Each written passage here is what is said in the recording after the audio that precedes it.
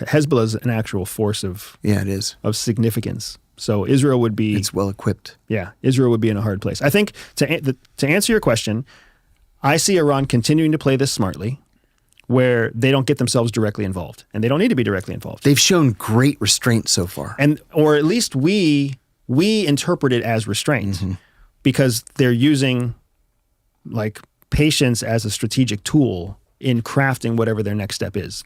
But if you put yourself in the shoes of Iran, they've got a strong proxy force to the north of Israel. They have a available proxy force to the south of Israel and the Houthis. And then they have a proxy force that's right inside of Israel and Gaza, and possibly also now in the West Bank with the growing prominence of Hamas. So they've got, Israel could have a war on three fronts. When U.S. Which they've never had to deal with before. Correct. And U.S. doctrine in the Army War College, the Air Force War College, the Littoral War College for the Navy, and in all of them, a war on two fronts is something to avoid, because a war on two fronts significantly degrades your capability of winning the war. We learned that in World War I and World War II.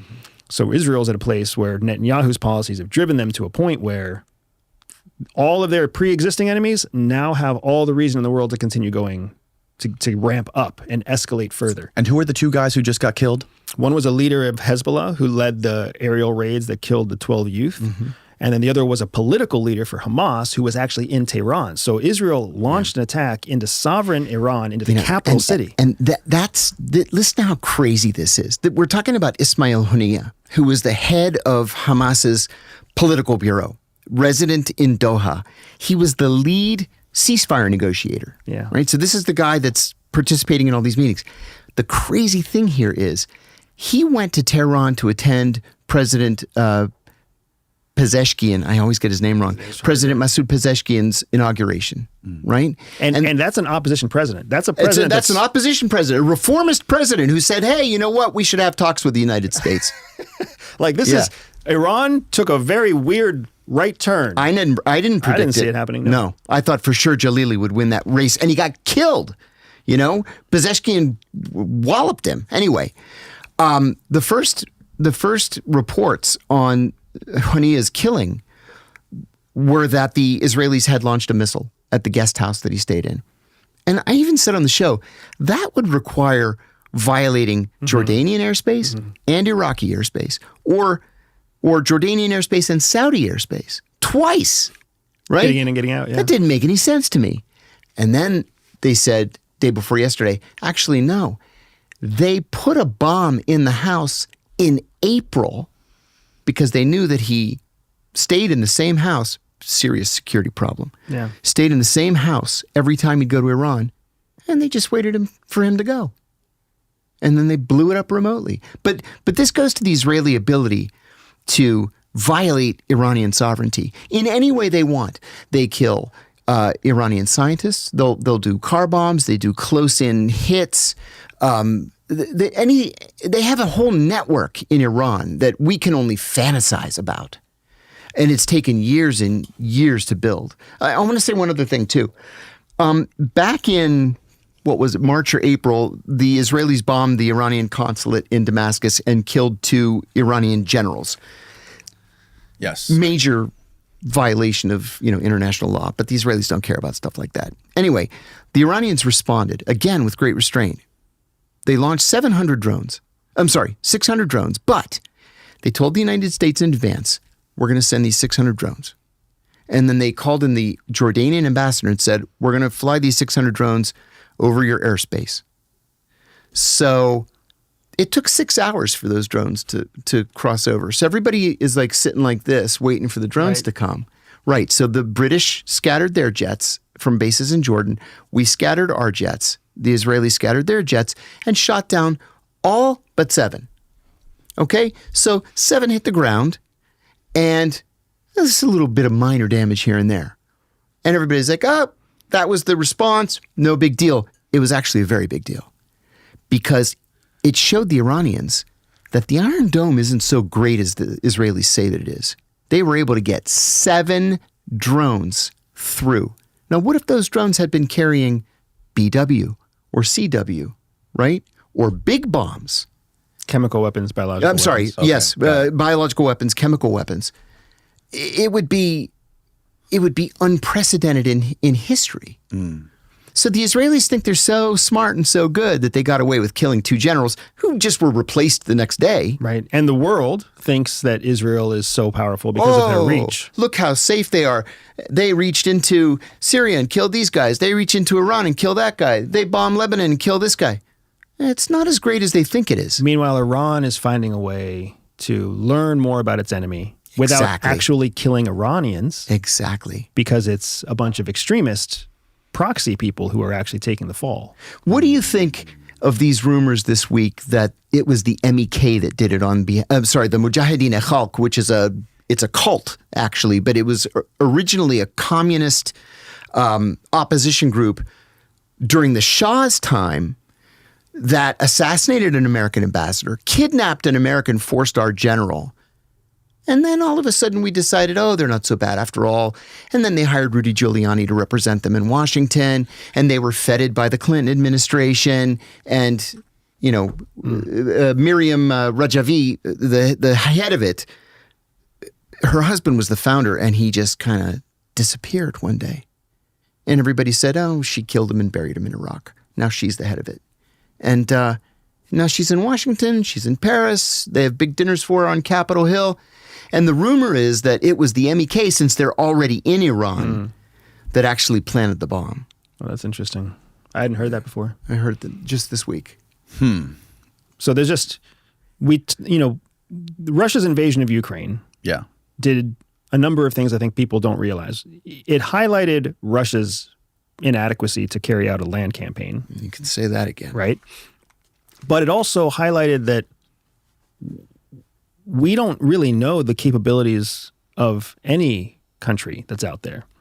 So anything you can do to try to make yourself look bigger than you are, quote unquote paper tiger, is what most countries are trying to do, right? So Russia's trying to look strong. Israel's trying to look strong. America does things to try to look strong. China's doing things to try to look strong too. But there's also a very real saber rattling that happens where nobody really wants to get too deep into a conflict. Hold me back. Right. Hold me back. Yeah. Right. Yeah. So like your original question was, what happens if Hezbollah really does go all into Israel? It's a bloodbath. See, I think it's more likely that Hezbollah is going to do something than the Iranians. The Iranians, For sure. I could see firing a rocket at an Israeli embassy, let's say, or killing an Israeli defense attaché somewhere. Hezbollah, I think, is ready to fight. And Hezbollah has been training for it for a long time as part of their charter. They're neighbors, right? Hezbollah stands a real chance. And what we learned on October 7th, yes, there were a lot of deaths. Yes, there were a lot of civilian deaths. A solid third of all the people that died were military deaths. IDF, Defense Force, Border Patrol, et cetera, right? So when anybody tries to compare 9/11 with October 7, it's not a strong comparison. You can't compare the two. You just can't. Not in terms of number of lives lost, not in terms of the fact that Hamas was a known threat and a known enemy of Israel for a long time. They've been oppressed for a long time, whereas the attack on the United States on 9/11 was completely out of nowhere. It was unprecedented and it was unprovoked, right? So there's huge differences between the two, but it's a very convenient comparison in some media channels to try to make them sound like the same thing. But one of the things that Israel has to do right now is also look strong. One of the things Netanyahu has to do right now is look strong. He has to look strong enough to keep the war hawks in his own cabinet at bay and also work against a current of unpopular support from his base or from the Israeli people. And the United States is stuck in this awkward position where we've been making our policies about Ukraine. Those have not been popular. Ukraine has not been successful in the way that I think our allies in NATO hoped they would be successful. If anything, the prolonged conflict in Russia and Ukraine has highlighted the corruption and transparency issues with Ukraine that have just made it even worse. So Israel the United States is stuck with these two slow horses that it's painted itself into a corner under the Biden administration with supporting. So if it's a Harris administration that comes next, she's adopting two slow horses. I want to add one thing if I could. Yes. One of the things I learned early on in my analytic career at the agency was always watch for troop movements and ship movements, right? If people at the Pentagon, for example, are really worried about hostilities, they're going to send carrier battle groups. And today we announced that we have 2 carrier battle groups, 2 in the region. One has just come out of the Gulf and is now in the Arabian Sea, and the other's in the Eastern Mediterranean. That scares the shit out of me. We're moving fighter jets also. Yeah. It could be a show of force, but it's a very real mobilization.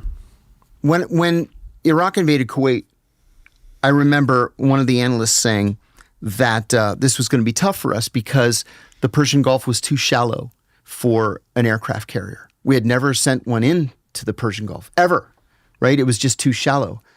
By the time that hostilities began, we had 6 carriers and their associated battle groups in the Gulf at the same time. And each carrier has 12 ships that accompany it. You know, destroyers and supply ships and all kinds of different stuff. So we already have 2, and the announcement day before yesterday that we're sending fighter jets. And interestingly, the Pentagon didn't say how many, right? Didn't say where they're going, and didn't say what kinds. What class, yeah. So we don't know. We don't know what's going to happen next. But we do know that there are significant American interests in the Middle East. You've got not only our interests with Israel, but you've got our interests with Saudi. You've got our interests with UAE. You've got our interests with Jordan. What do you make of I forget who it was. It was some secretary of something on TV like 2 or 3 days ago, came out and was pounding his chest about how there are, I think the number he said was $10 trillion worth of valuable resources, natural resources and minerals in Ukraine that we needed to keep out of Russia's hands so they wouldn't share it with China. No idea. And I've never heard anyone in the government, anyone in the media talking about any sort of resources in Ukraine until now. Honestly, I thought they just had wheat. People have been talking, in eastern Ukraine or western Ukraine? Oh, there it is. I don't know. People have been talking about Eastern Ukrainian Lindsey Graham minerals for a long time. Senate show horse Lindsey Graham. So Show this horse. is yeah. So now it just seems to be like there's this new goal for the Ukraine conflict to keep minerals out of the hands of China and Russia. Or that's look just at Afghanistan. a new wish. Yeah. A new justification. Afghanistan has $23 trillion worth of rare earth metals that were just discovered in 2015, 2016. Yeah. And where does China fit into all of this? A year ago, you were on here. You made the claim that I think you said right before the presidential election for the U.S. that China would invade Taiwan. I don't think I ever said the word invade. It's funny, I had this conversation with Julian too. Okay. Because it certainly seems like somewhere you guys interpreted the word invade. I said China would move on Taiwan. Move on Taiwan. Okay. In the lead up to the 2024 election. I believe that started in October of last year, really culminated when the KMT took control of the legislation in January of this year. And since then, we've just seen a continued escalation of military movements and military exercises and increased rhetoric. Like right now, for all intents and purposes, Taiwan is politically locked. It has a president that's pro-separation, and it's got a dominant legislation that's pro-unification, and then it's got all these independent players, and it's a hotbed of China's activity. And I'm still sitting there uncertain of if more is coming. Because if I'm in Xi Jinping's shoes right now, watching what's happening in the United States, which is the only benefactor to Taiwan, if I'm watching what's happening in the United States, we're so fucking confused right now that we've got a sitting president who basically can't take action. We have a race between a convicted felon and a district attorney that has never won a vote, and we haven't even had an official DNC to announce the candidate for the Democratic National Party to support through the presidency. Not to mention all the challenges that America has, anyways, economically, politically, whatever else, civilly. So it's such a good time right now for Xi Jinping. He must be looking at this knowing that after November 5th, after the 100 days before the president takes office, is just this window of time where conditions kind of only get worse for them to move on, to take an aggressive action of some sort. They're in the perfect window right now to basically do something, and we're going to be so landlocked, so head up our ass that we can't even make a decision to take action.